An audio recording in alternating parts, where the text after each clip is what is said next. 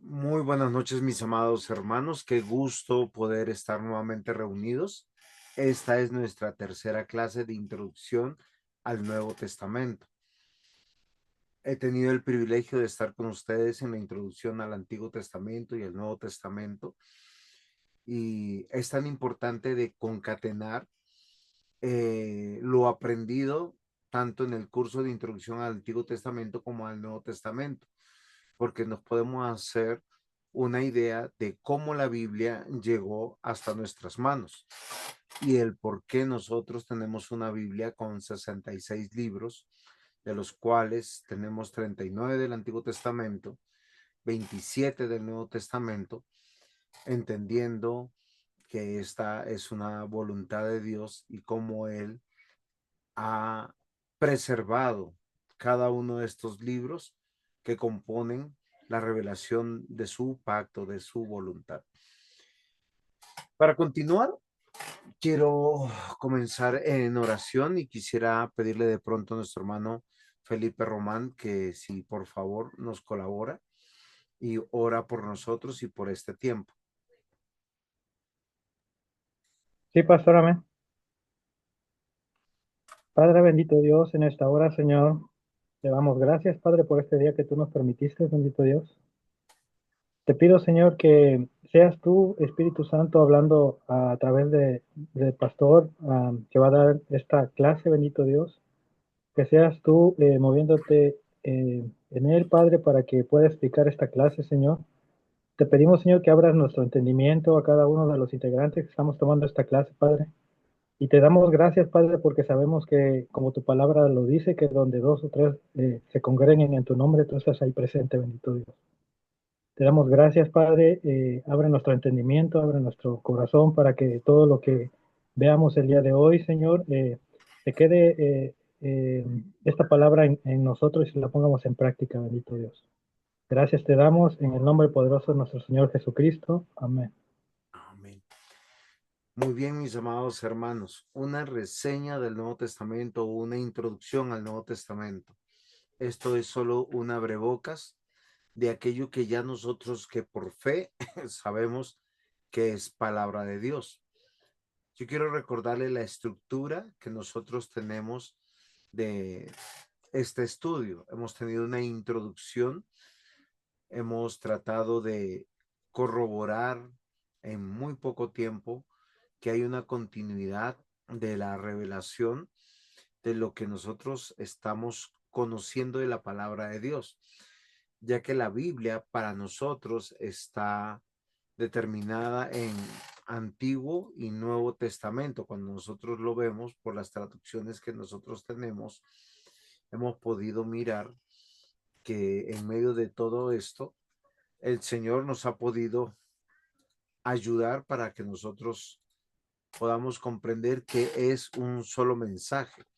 Y este mensaje nos debe desafiar a nosotros de una manera extraordinaria. ¿Por qué? Porque es el Evangelio de nuestro Señor Jesucristo.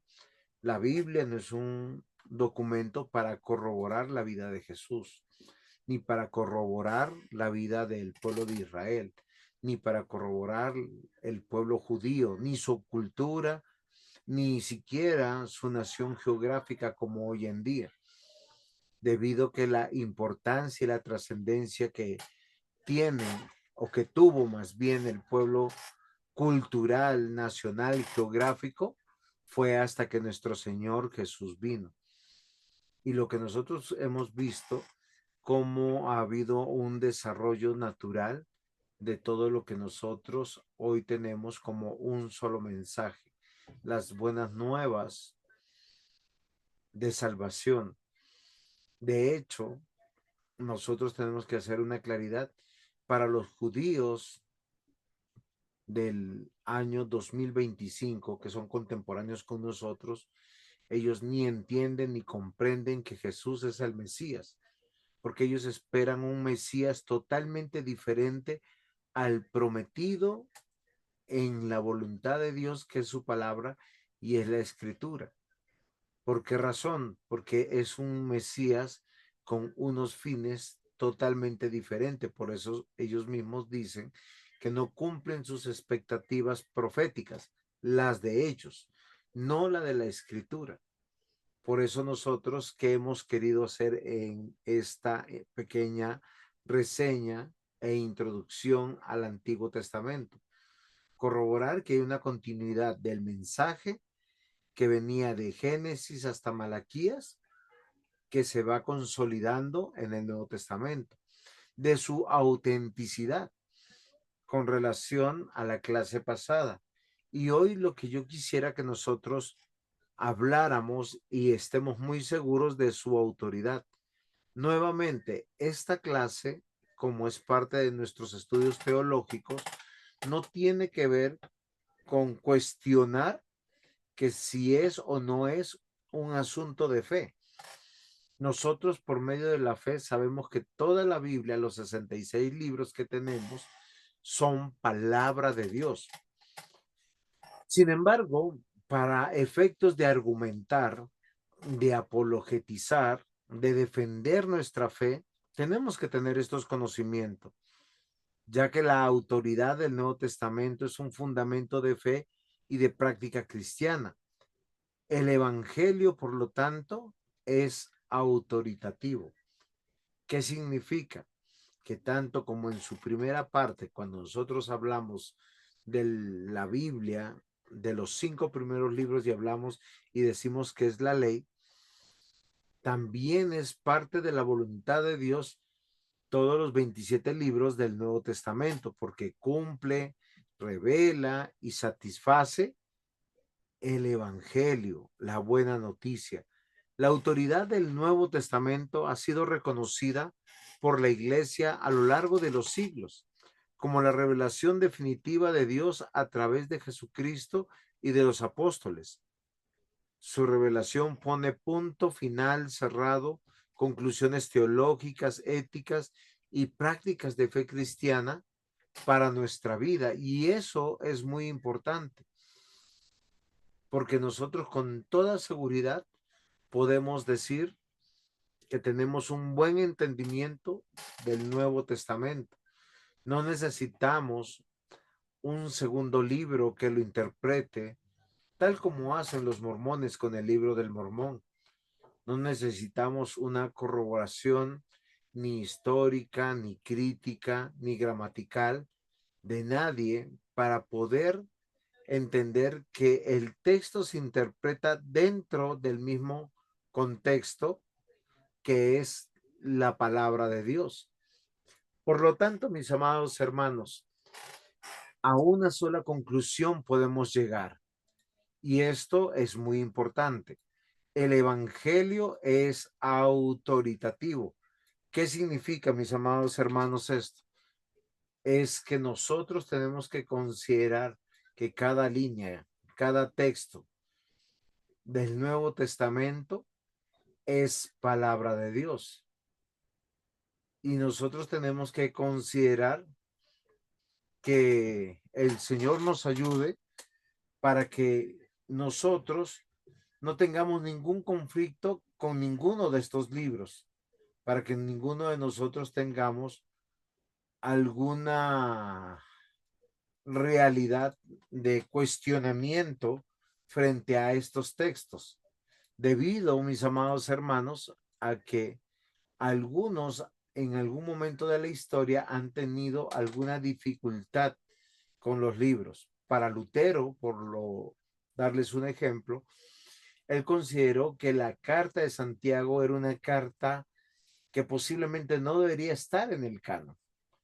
La llamó la carta de paja, debido que en un sentido posiblemente racional, él cuando la leyó pensaba que contradecía el evangelio que Pablo enseñó en todas sus cartas, porque mientras que el apóstol Pablo hizo un énfasis bastante grande y mediático que la salvación es por gracia, no es por obras, que revela a nuestro Dios misericordioso, paciente, dadivoso, Santiago, hermano del Señor Jesús, hizo un énfasis bastante grande en que la fe sin obras es muerta.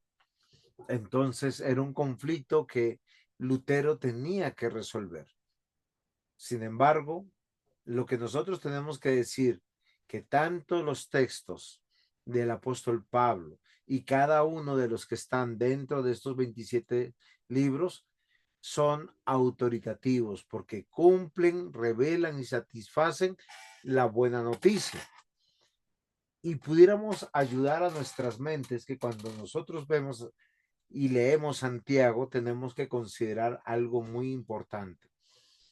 Cuando Santiago dice que la fe sin obras es muerta, es porque todo aquel que ha nacido de nuevo tiene que considerar algo muy importante, que su vida manifiesta con toda seguridad la realidad de buenas obras. De hecho, Efesios 2:10 dice, somos hechura suya, creados en Cristo Jesús, para buenas obras, las cuales Dios preparó de antemano para que anduviéramos en ellas. Y esto cumple, revela y satisface el evangelio. Ese evangelio que el mismo Señor Jesús le dijo a Nicodemo. Es necesario nacer de nuevo. Y aunque Nicodemo no entendió en su momento, las palabras del Señor Jesús retumbaron en sus oídos, porque en una forma exhortativa, autoritativa, le dijo que él no estaba entendiendo, que él siendo maestro de la ley, no sabía algo tan sencillo, fundamental, que era entender que las personas no pueden venir a Dios, sino que tienen que nacer de la obra del Espíritu Santo. Toda la autoridad del Nuevo Testamento ha sido reconocida por la Iglesia cristiana a lo largo de los siglos como la revelación definitiva de Dios a través de Jesucristo y de los apóstoles. Su revelación pone punto final, cerrando conclusiones teológicas, éticas y prácticas de la fe cristiana. Y queridos hermanos, aquí hay algo muy importante. Recordamos que la Biblia se lee en 3 tiempos: la promesa del Mesías, la llegada del Mesías y la consumación de todas las cosas en el Mesías. No hay ningún encargo de escribir, sino de una forma natural por el mismo desarrollo de la iglesia apostólica y posapostólica. Vemos cómo las comunidades del pueblo de Dios empezaron a desarrollarse y a tener estas conclusiones naturales, sabiendo por qué tenían que dejar algunas prácticas del Antiguo Testamento, sobre todo ceremoniales, porque ya estaban cumplidas en Cristo. Por eso el libro de Hebreos es fundamental cuando nos habla del pacto y del nuevo pacto, en el sentido de las ceremonias litúrgicas o de la ley ceremonial. Cuando nosotros consideramos por qué se dejaron de hacer. Y naturalmente, todo Hebreos, cuando usted termina de leerlo, usted comprende que Cristo es el único y verdadero sacerdote, el gran sumo sacerdote, que cada uno de los oficios de el Antiguo Testamento lo revelaron. Y esto es muy importante que nosotros lo consideremos y lo meditemos. Siendo así, este texto que tenemos en pantalla de Hebreos 4:12 nos va a mostrar que el Nuevo Testamento fue reconocido como inspirado por Dios, autoritativo y parte de la revelación divina. Hebreos 4:12 dice de la siguiente manera: porque la palabra de Dios es viva y eficaz, más cortante que toda espada de 2 filos, y penetra hasta partir el alma y el espíritu, las coyunturas y los tuétanos, y discierne los pensamientos e intenciones del corazón. Este versículo se aplica tanto al Antiguo y al Nuevo Testamento, reconociendo el poder transformador de la revelación. Y esto es muy importante, mis hermanos, que nosotros consideremos, porque muchas veces citamos el Nuevo Testamento menoscabando la autoridad del Antiguo Testamento, o a veces citamos el Antiguo Testamento menoscabando la revelación del Nuevo Testamento. ¿Qué siempre debemos tener en nuestras mentes? Que hay una unidad concatenada de una verdad intrínseca de la revelación de nuestro Dios, que es un solo mensaje y que no puede haber contradicción. ¿Estamos de acuerdo hasta aquí, mis amados hermanos?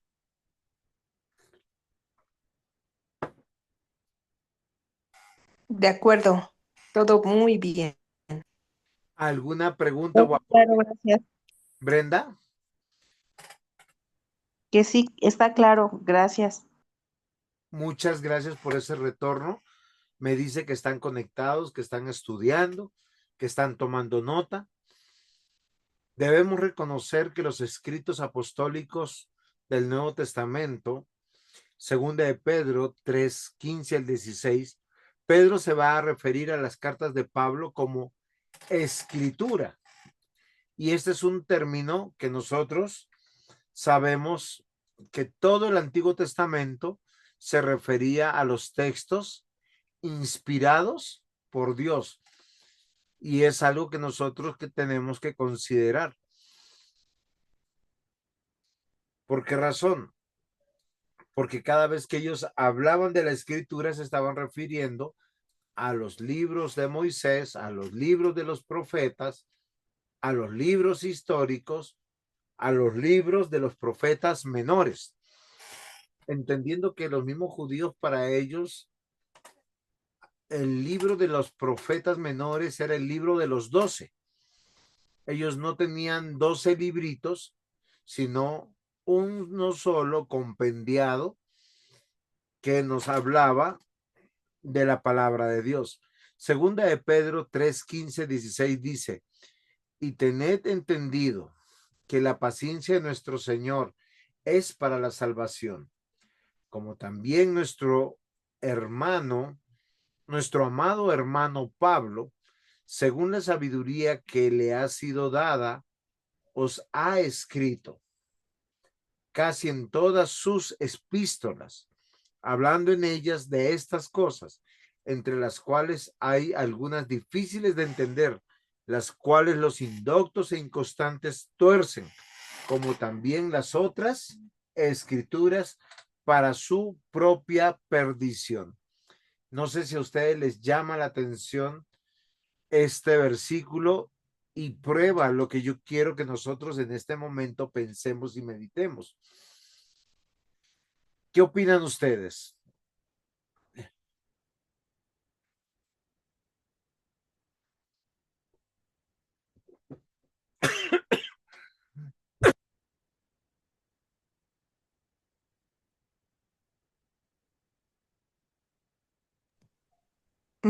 Como de qué opinamos, perdón. Muy bien, mi hermana Mirna.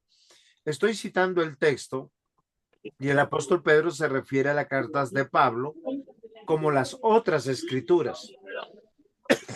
Y la idea es probar el punto, que lo que escribía Pablo, las iglesias reconocían, las equiparaban al Antiguo Testamento.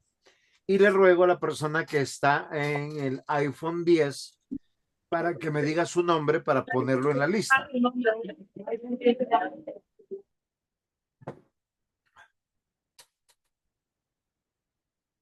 Para que no se quede sin nota de asistencia.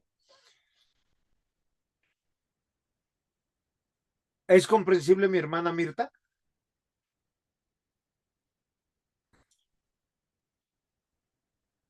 Este versículo corrobora.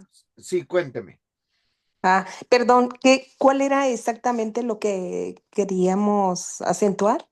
¿O cómo era la pregunta? Mire, mi hermana, segunda de Pedro 3, versículos 15 al 16, el apóstol Pedro se refiere a las cartas de Pablo como otras escrituras. Eso es lo que quiero que validemos, que la iglesia apostólica, o sea, la iglesia por lo menos que estaban en el Ponto, Asia, Capadocia, Bitinia, de acuerdo a lo que Pedro escribió, recibían las cartas de Pablo como escritura, como la palabra de Dios.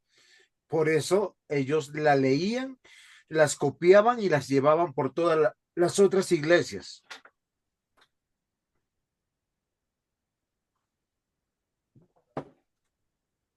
¿Estamos de acuerdo? ¿Es claro? Sí, Es el punto que quería probar. Que nosotros a veces hemos sido permeados por pensamientos ideológicos, teológicos, que nos dicen que es que el Nuevo Testamento contiene la palabra de Dios y no es la palabra de Dios. ¿Por qué? Porque hay cuestionamientos, sobre todo de un sector llamado la alta crítica, que no reconoce que según de Pedro posiblemente no la escribió Pedro, o que no fue escrita en la época en que nosotros creemos que ha sido escrita, porque para nosotros, por decir, los evangelios han sido escritos entre el año 50, 60 aproximadamente, entendiendo que ellos proceden de aquellos que la misma Biblia dice que ellos lo escribieron. Mateo lo escribió Mateo, Lucas lo escribió Lucas, Marcos lo escribió Marcos y Juan lo escribió Juan, y no son resultado de una tradición judeocristiana. ¿Es claro? sí. Perfecto. Entonces, si no hay más preguntas referente a este punto, quiero comprobarles a cada uno de nosotros que quede en nuestras mentes la autoridad de los escritos del Nuevo Testamento. Primero de Tesalonicenses 2:13, por lo cual también nosotros sin cesar damos gracias a Dios, de que cuando recibisteis la palabra de Dios que oíste de nosotros, la recibiste no como palabra de hombres, sino según es verdad, la palabra de Dios, la cual actúa en vosotros los creyentes. ¿Qué hace la iglesia de Tesalónica? Recibe los escritos apostólicos como inspirados por Dios. Son escritura. Pablo está afirmando que su predicación y por extensión sus cartas vienen de la misma boca de Dios. ¿Es claro, mis hermanos?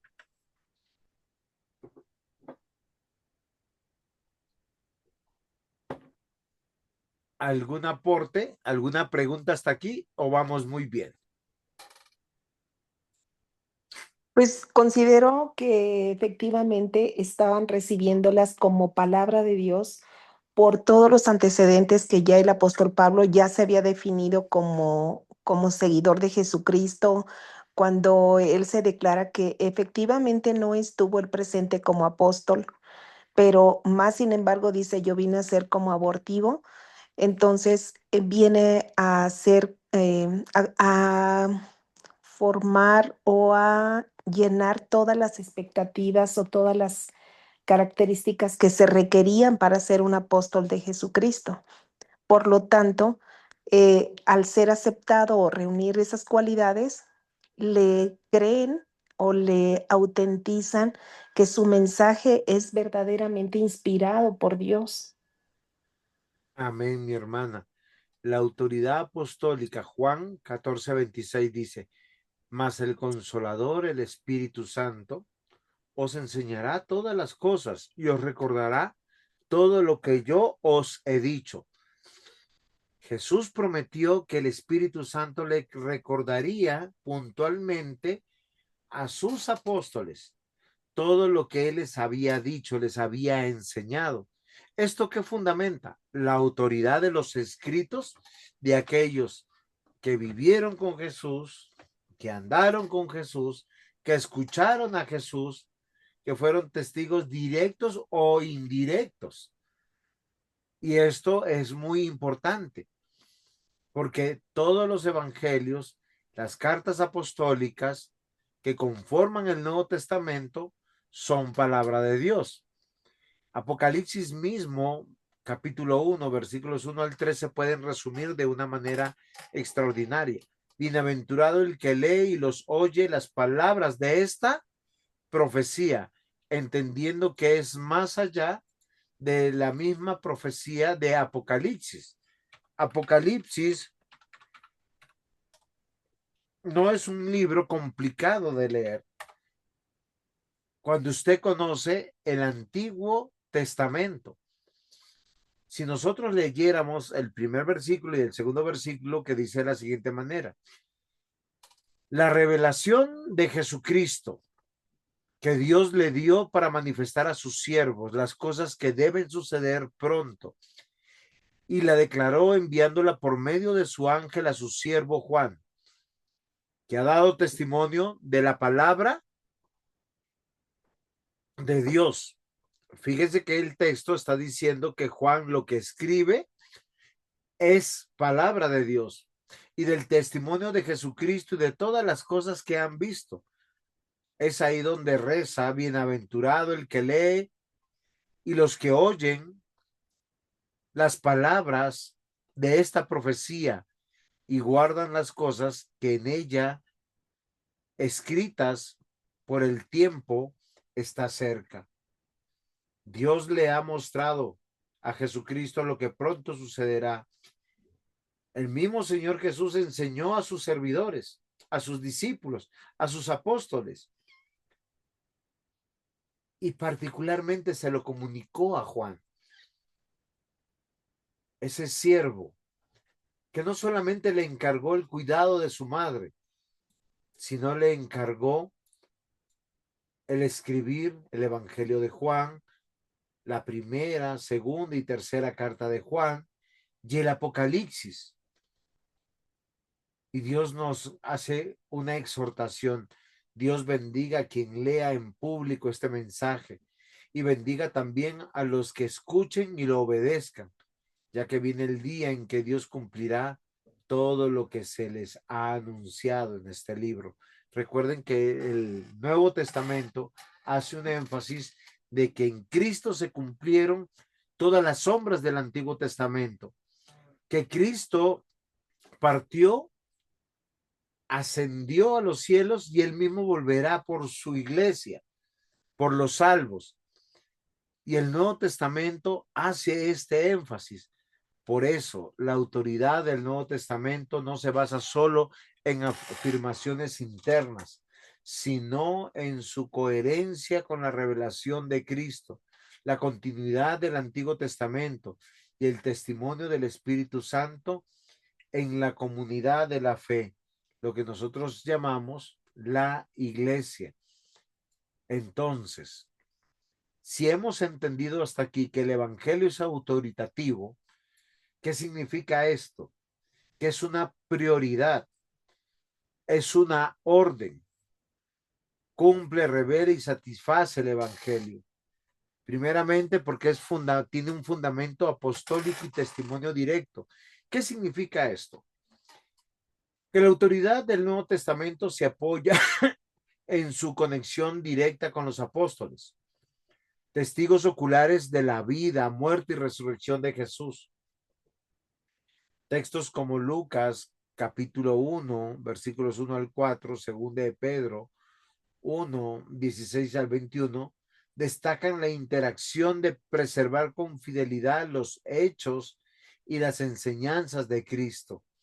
Esta relación apostólica otorga legitimidad y confianza a los escritos del Nuevo Testamento. Y si apelamos a la clase pasada de entender que tenemos múltiples copias que nos dicen exactamente lo mismo, tenemos que pensar. Los versículos de Lucas capítulo 1, versículos 1 al 4, no solamente es una dedicatoria a Teófilo, es algo contundente a todos los oídos que oyen, a todas las generaciones que están leyendo y entendiendo. Dice de la siguiente manera: puesto que ya muchos han tratado de poner en orden. Perdón, es que estoy dando ingreso a los hermanos también. Le pregunté que quién era iPhone 10 para poder ponerle su asistencia. Marcela Guerra, muy bien. Estamos a tiempo todavía de notas. Sí, Paz, buenas noches a todos. Sí, ¿cuál es tu nombre?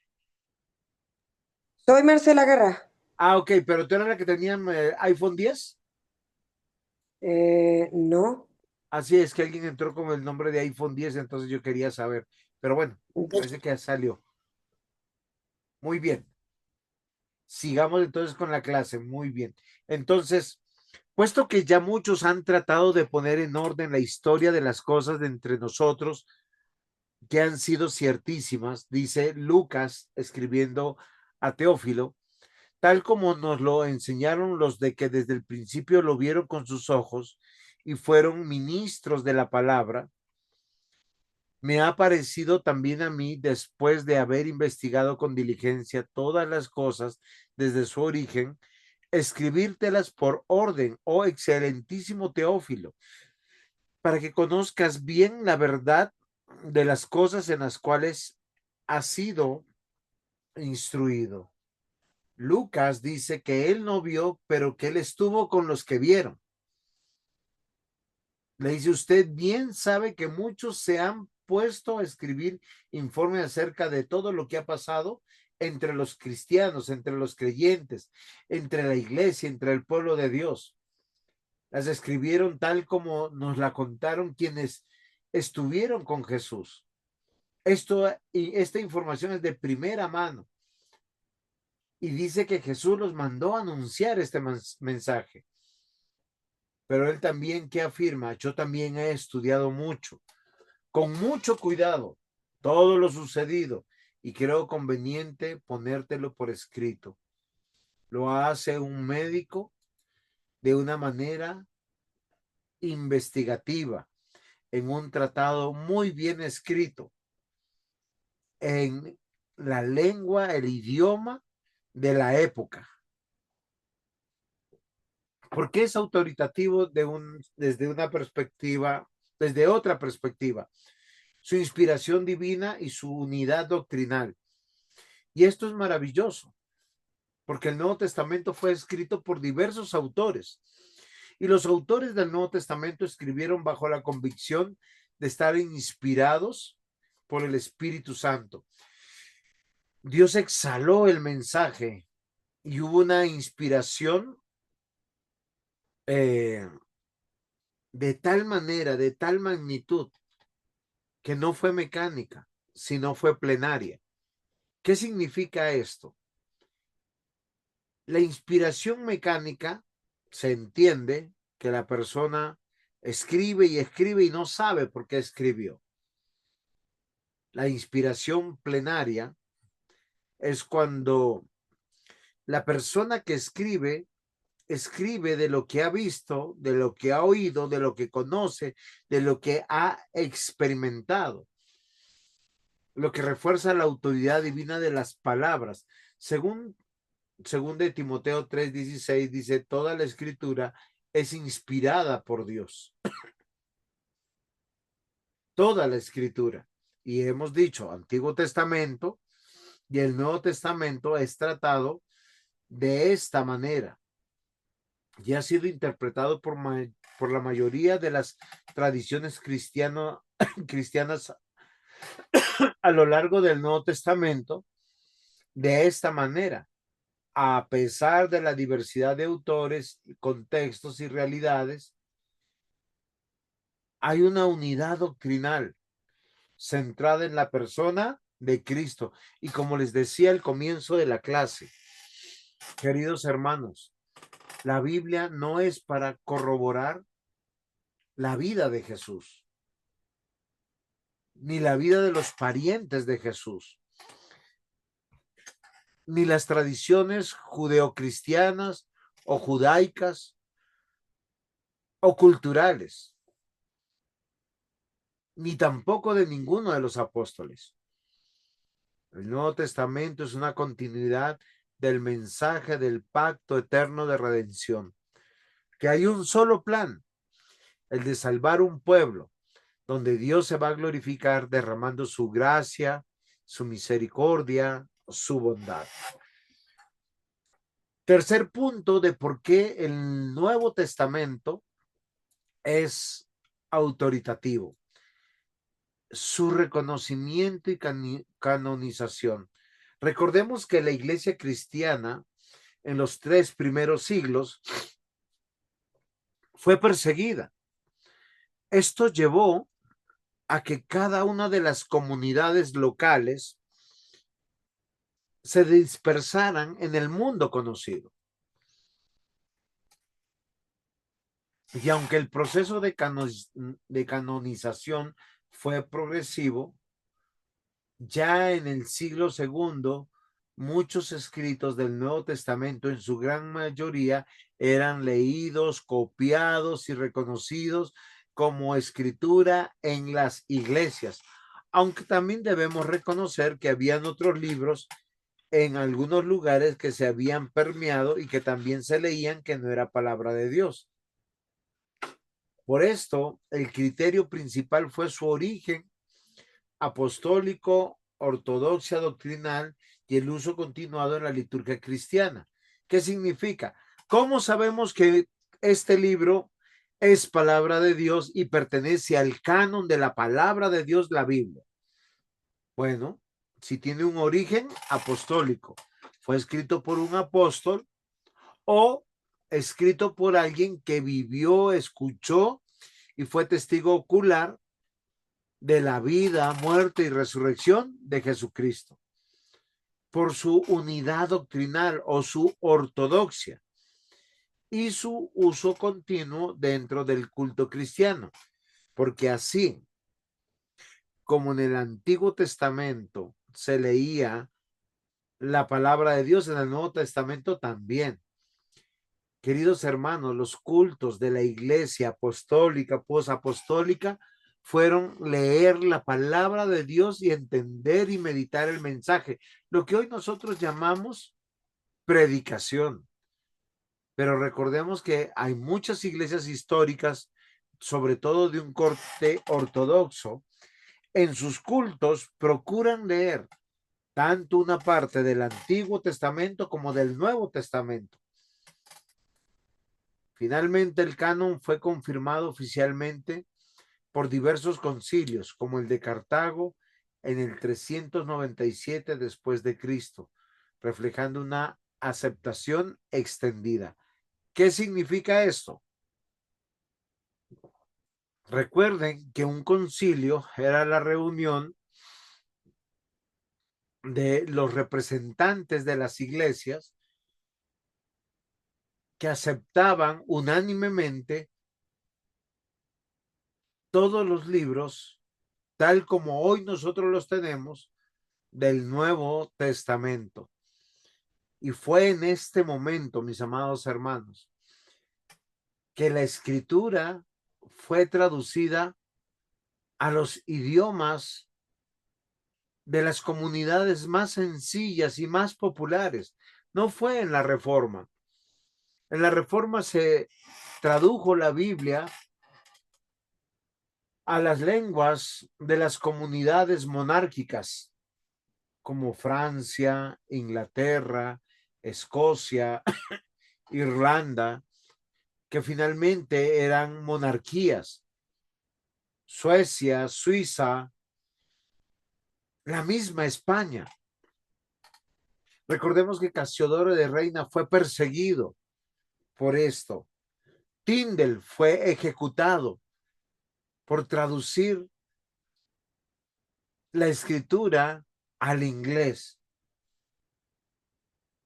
En los tiempos del Nuevo Testamento, en el año 397, en el Concilio de Cartago, ya había un reconocimiento histórico de lo que era la palabra de Dios y contiene los 27 libros que hoy también nosotros tenemos. Finalmente, en un punto 4, la autoridad normativa para la vida cristiana. El evangelio es autoritativo, sí, porque norma la vida del creyente. Es interesante que nosotros muchas veces consideramos, cuando hablamos de la ley, ¿a dónde vamos? A Éxodo 20, a Deuteronomio 5. Pero si nos damos cuenta un poquito, nosotros ¿cómo sabemos que una persona es una persona que está caminando en novedad de vida? Pues quien anda por el Espíritu y aquel que no está satisfaciendo los deseos de la carne. Es una comprensión del Nuevo Testamento que Pablo nos dejó cuando escribió Gálatas. Él mismo dijo en Gálatas 5:16, andad en el Espíritu y no satisfagáis los deseos de la carne, como norma. Y dice, porque el deseo de la carne es contra el Espíritu y el del Espíritu contra la carne. Y estos se oponen entre sí para que no hagáis lo que quisierais. Y dice claramente, pero si sois guiados por el Espíritu Santo, no estáis bajo la ley. Y manifiestas son las obras de la carne, que son el adulterio, la fornicación, la inmundicia, la lascivia. Bueno, son palabras un poco raras, ¿no? En un lenguaje más actual sería, todo el mundo conoce la conducta de los que obedecen sus malos deseos. No son fieles en el matrimonio, adulterio, tienen relaciones sexuales prohibidas. ¿Y esto qué evidencia? La fornicación, la inmundicia, la lascivia, porque tienen vicios y malos pensamientos, adoran a dioses falsos, practican la brujería, odian a los demás, se pelean unos con otros, son celosos, se enojan por todo, son egoístas, discuten, causan divisiones, son envidiosos, se emborrachan, en sus fiestas hacen locuras y muchas cosas malas. Les advierto, como ya lo había hecho antes, que los que hacen esto no forman parte del reino de Dios. Con esto que quiero probarles, mis amados hermanos, que aquel que ha creído en Cristo, que ha nacido de nuevo, de manera normativa tiene que vivir conforme el Nuevo Testamento está diciendo que debamos vivir. Cartas como Romanos y Efesios no solamente explican la doctrina de la salvación, de la justificación, sino que exhortan a vivir conforme a ella, bajo la autoridad, la dirección de lo que es palabra de Dios. Y esto es muy importante. La autoridad del Nuevo Testamento, entonces, emana de su origen apostólico, su inspiración divina y su impacto normativo en la vida cristiana. Debemos reconocer, mis amados hermanos, que la palabra de Dios nos llama a tener vidas integrales, a ser íntegros, coherentes con la fe, no a ser personas religiosas. Por eso no es simplemente una colección de documentos antiguos, sino una voz viva que continúa guiando, confrontando, consolando a la iglesia. Su poder reside no solo en las palabras, sino en la persona revelada de Jesucristo y del Verbo encarnado. Según de Timoteo 3:16 dice y 17, toda la escritura es inspirada por Dios, útil para enseñar, para redarguir, para corregir, para instruir en justicia, a fin de que el hombre de Dios sea perfecto, enteramente preparado para toda buena obra. Y miren lo que nosotros estamos considerando. ¿Cómo sabemos que es de manera integral? Porque el Nuevo Testamento toca nuestro hogar, sea que seamos casados o solteros o viudos. Si tenemos hijos o no tenemos hijos. toca sensiblemente la mayordomía del dinero, sea que seamos ricos o que seamos pobres, sea que seamos amos o que seamos esclavos. Toma sensiblemente también nuestro pago de impuestos, el orar por nuestras autoridades y participar de manera asertiva en la dirección de una nación para que la nación glorifique a Dios. ¿De dónde saldrán los abogados, los magistrados, hasta buenos políticos si tienen temor de Dios y van a honrar a Dios? Pues de la iglesia, de aquellos que son formados de la palabra de Dios. Y esto es muy importante porque nosotros tenemos que considerar que las palabras de Pablo, de Pedro, de Juan, de Lucas, de Marcos, los del Nuevo Testamento, son palabra de Dios y nos llama de manera autoritativa a cambiar de vida. Juan 14:26 dice: mas el Consolador, el Espíritu Santo, a quien el Padre enviará en mi nombre, él os enseñará todas las cosas y os recordará todo lo que yo os he dicho. Recuerden que el contexto es que Jesús prometió que todo lo que les enseñó a los apóstoles, ellos lo iban a escribir inspirados por Dios para enseñar y corregir lo deficiente. Y es algo que nosotros tenemos que considerar. El apóstol Pablo defendió su mensaje que tenía autoridad divina, no simplemente humana, para que finalmente nosotros tenemos que considerar esa advertencia, que ninguno de los textos del Nuevo Testamento podrían ser modificados, ni en su texto, ni en su contexto, ni en sus motivaciones. Apocalipsis 22, 18, 19 dice: yo testifico a todo aquel que oye las palabras de la profecía de este libro. Si alguno añadiere a estas cosas, Dios traerá sobre él las plagas que están escritas en este libro. Si alguno quitare de las palabras del libro de esta profecía, Dios quitará su parte del libro de la vida y de la santa ciudad y de las cosas que están escritas en este libro, haciéndonos una advertencia clara, concisa. Hebreos nos recuerda que Dios siempre ha estado preocupado de que el mensaje no solamente sea preciso y claro, sino que siempre sea constante.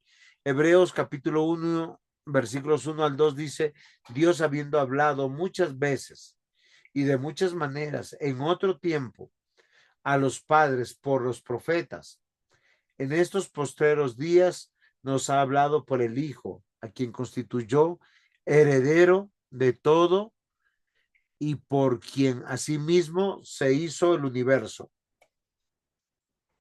Y miren la claridad que en este pasaje posiciona la revelación en Cristo, transmitida por los apóstoles, como la culminación de la palabra de Dios. Es así, mis amados hermanos, que acá tenemos que conocer el equipo que Dios puso a trabajar en favor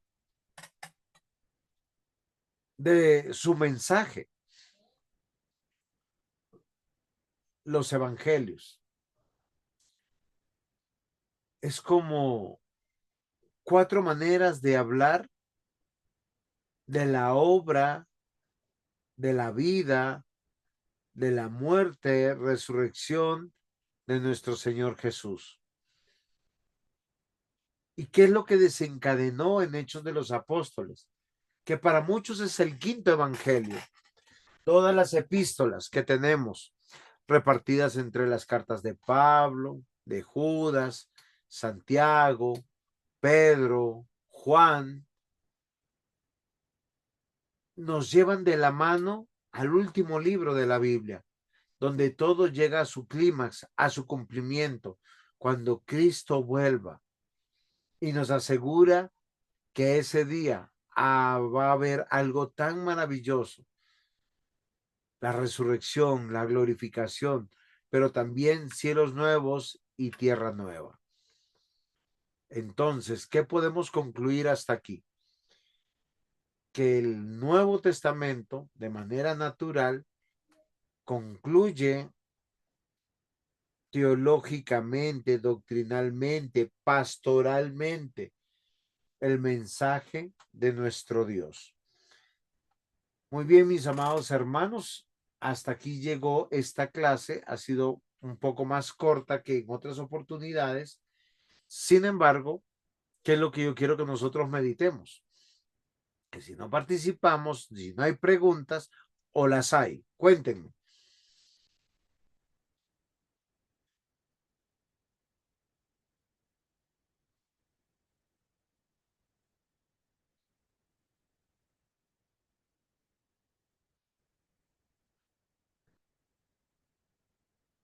¿Sí están ahí mis queridos hermanos?